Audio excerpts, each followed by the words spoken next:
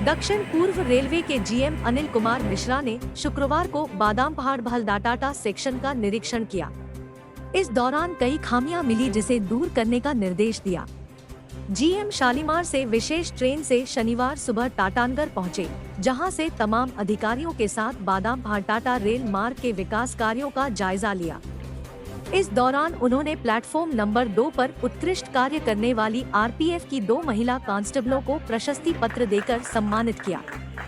टाटानगर पहुंचने पर rail GM ने बताया कि राष्ट्रपति द्रौपदी मुर्मू के गांव का स्टेशन रायरंगपुर व बादाम पहाड़ को अमृत भारत स्टेशन योजना के तहत विकसित किया जाना है। इसके लिए रेलवे की ओर से जोर शोर से काम चल रहा है। आने वाले 1 साल के भीतर यह स्टेशन एक नए लुक में नजर आएंगे। उन्होंने बताया कि इन स्टेशनों में जो यात्री सुविधाएं हैं, उसका भी निरीक्षण किया गया है और कुछ खामियां मिली है, उसे दूर कर लिया जाएगा। टाटा बादाम पहाड़ सेक्शन में चलने वाली 3 नई ट्रेनों का परिचालन 21 नवंबर से शुरू हो जाएगा।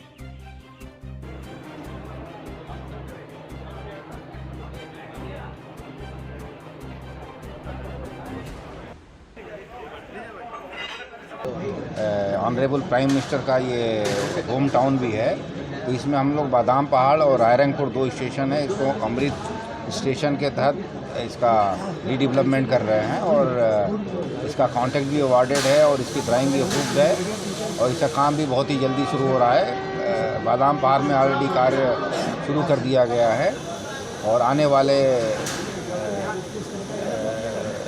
1 साल के अंदर ये दोनों स्टेशन काफ़ी अच्छी तरह से रीडेवलप होंगे। 3 ट्रेनें चलनी हैं, तो उसकी भी हमने प्लानिंग की है और वो ट्रेन जो है 20-21 तक 21 तक जो हमें टेंटेटिव इंडिकेशन मिला है कि 21 के आसपास से ट्रेनें चलेंगी।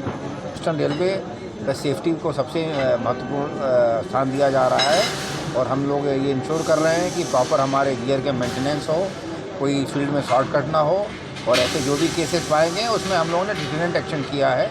इवन हमने ऐसे कर्मचारियों को नौकरी से बाहर निकाला है।